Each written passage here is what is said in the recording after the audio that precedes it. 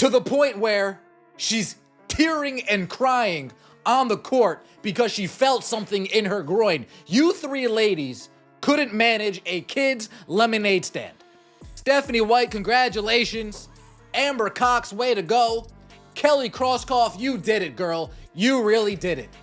Way to rush Caitlin Clark back from injury time after time after time. DeWanna Bonner takes your money and runs. You guys are panicking. Oh my God, what are we gonna do? Let's bring Caitlin Clark back, quick from injury, again. Oh, great job. What if I told you the Indiana Fever could be on the verge of losing Caitlin Clark because of one shocking moment? A coach physically grabbing her during a game, it wasn't just awkward. It might reveal a bigger problem inside the team. Why would a coach try to stop their biggest star from celebrating? And what does this say about the Fever's leadership? We sit her for 10 days. Then she comes back most recently on minutes restriction because she wasn't healthy to begin with.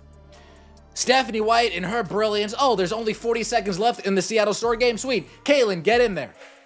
Oh, now we injure our groin. Oh, great job. You guys are really crushing it this year.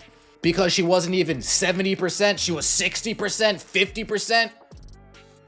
You guys are panicking. Oh my God, but the campers on camp day. We need Caitlin Clark to play. Rush her back for camp day.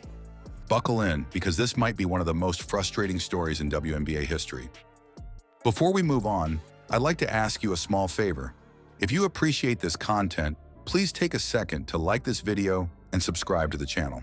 Over 98% of you watch the videos without subscribing. It costs you nothing, but it makes a huge difference to us. So did you click the subscribe button? Great, thank you so much. Now back to the video. We see Caitlin Clark grab her groin, whether it's the same groin or the different groin, let me know in the comment section below. We see Caitlin Clark grab her groin after making this play to Kelsey Mitchell. Minutes restriction, fast forward a game, minutes restriction, fast forward a game, minutes restriction. On the court, off the court, on the court, off the court, starting and stopping, starting and stopping. The backdoor play that we've grown accustomed to seeing. And just like that, boom, grabbing the groin, clearly in pain. But in pain's one thing.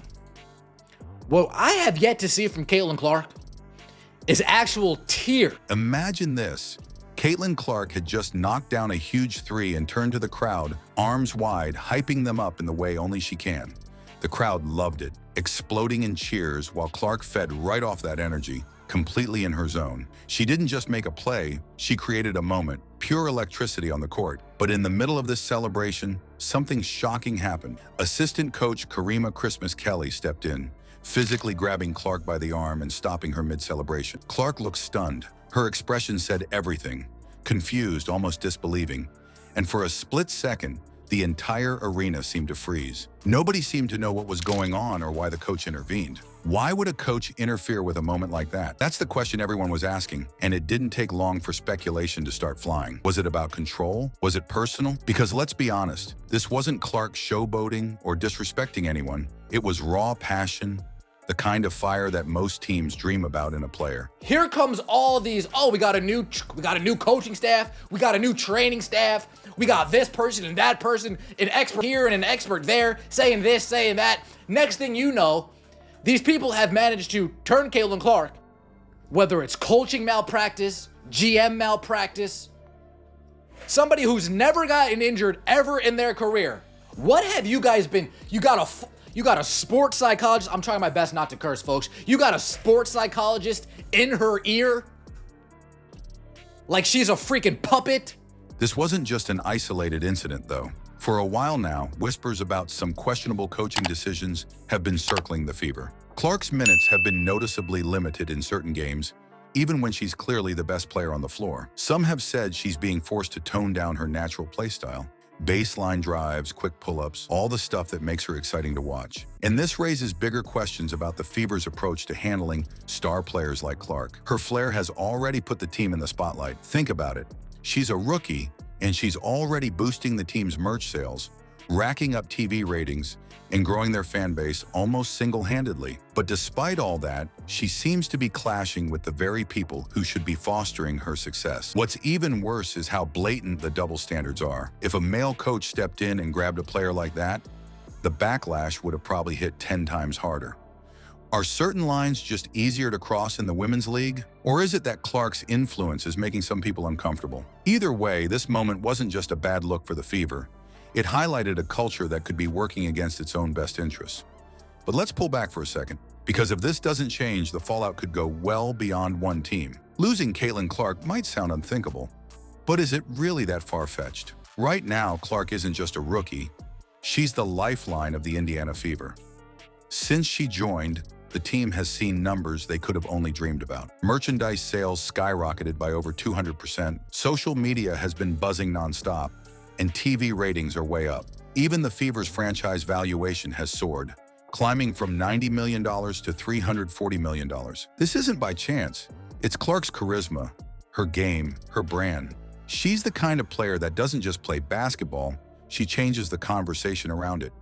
But despite all this, the Fever's actions don't reflect the value she brings. From limiting her minutes to attempting to control her personality on the court, it's almost like they're pushing her away. We've seen her natural style, her quick step backs, her court vision, the way she engages the fans. Coaches should be encouraging this, not stifling it. Add in the infamous arm grab during her celebration, and the message becomes even clearer. Control seems like a higher priority than letting Clark thrive. And it's not just about one game or one incident. This is starting to look like a pattern. Let's not forget the Natasha Howard moment. There was heavy body language on the court, moments where Clark seemed visibly frustrated. You could see times when the ball would stick, where plays would break down, and you couldn't help but wonder, was this chemistry, leadership, or both? These things add up, and they're glaring signs of dysfunction. Then there's the delayed release of Clark's signature Nike shoe. For any star player, having their own signature gear is huge, and the timing couldn't have been worse. Pair that with the league's slow response to the physicality Clark faces, cheap shots that go unpunished, and the pressure just keeps piling on. How long can Clark continue in an environment where she doesn't feel fully supported? Somewhere, another team is watching and preparing. They know Clark doesn't need the Fever, but for the Fever, losing her wouldn't just be bad, it would erase everything they've built. Caitlin Clark isn't just a player, she's a phenomenon. Her impact on the Indiana Fever is clear, with the team's valuation surging from $90 million to $340 million since her arrival. But if the Fever keeps treating her like a liability instead of an asset, that progress could vanish overnight. There are teams out there watching, ready to embrace everything she brings. The Fever risk not just losing their star, but the chance to redefine the league around her. What do you think? Should Caitlin Clark leave the Fever?